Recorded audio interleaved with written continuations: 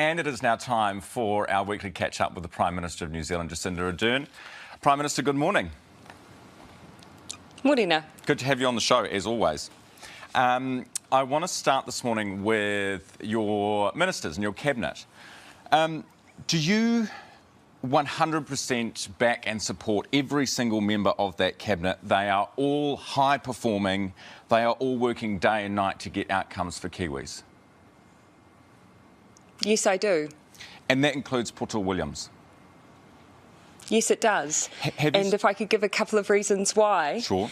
She has presided over a period where we've had some of the most significant increases in police that we've had. You know, an extra 1,400 police, 700 strong investigative team now focused on organised crime. The work that she's been doing on firearms, implementing the ongoing rolling reforms of firearms, including firearm protection orders as well. And, of course, that ongoing work on organised crime, including, of course, some of the operational work that the police have been undertaking to tackle what has been an issue that we are all facing in New Zealand around gangs. So those are all inputs. What about outputs? 2021, you mentioned guns, the worst in 15 years for gun crime. And of course, this is why we need things like firearm prevention orders. It's why we need to implement the work around registering guns in New Zealand. That is a significant change. Quite a significant piece of work to put in place as well. And of course, why we instituted a ban on on those military-style automatic weapons in the wake of March 15. You know, this is an issue that we take very seriously. And I think gone are the days, or at least should be gone are the days, where we have these debates around who's hard and who's soft. It should be all about making sure that we're investing in things that are going to make people feel safer and will make a difference. I think this is a debate about who's competent, Prime Minister, and I want to bring you to last week when the Minister was asked about wait times for people who are wanting to get with serious crime, wanting to get in touch with the police. And there were some stats put out there about the wait times. You know, in Auckland, for example, this is from February 2017, you'd wait 25 minutes for the cops to turn up after a serious crime. 2022, that's for a P2. 2022, that was an hour and 49 minutes. So there are a lot of stats put out Ryan, there.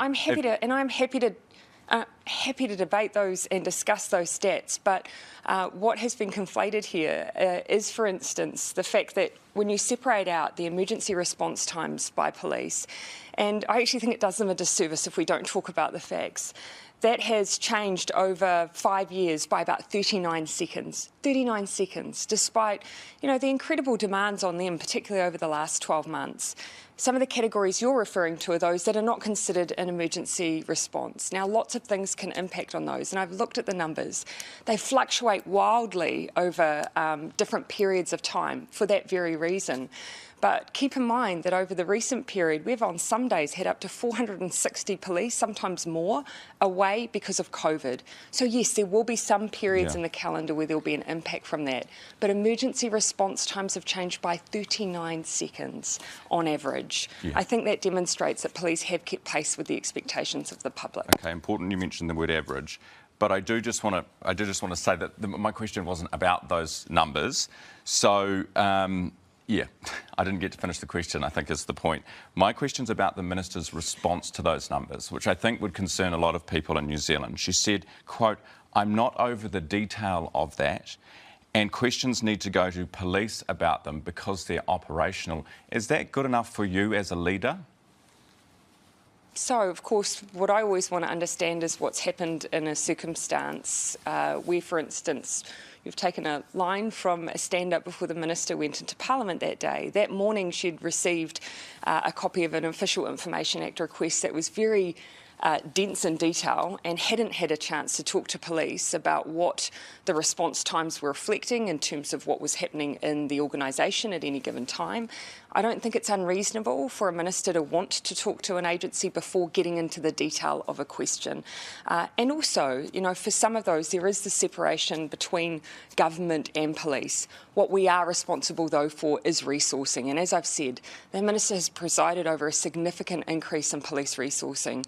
1,400 extra police, over $400 million has gone into increasing the number of police on the beat, because we know that makes a difference to communities feeling safe.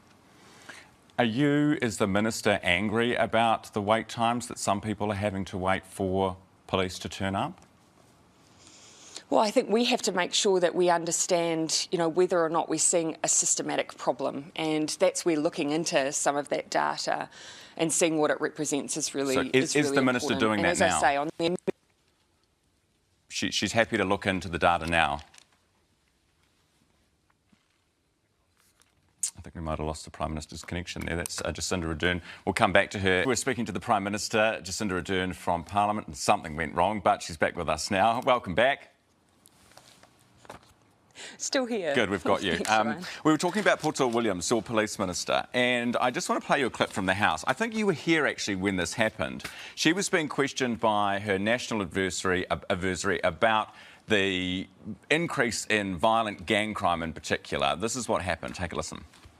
What exactly is the premise that the minister is rejecting? Mr Speaker, I reject the premise that gang tensions have increased under this government's watch.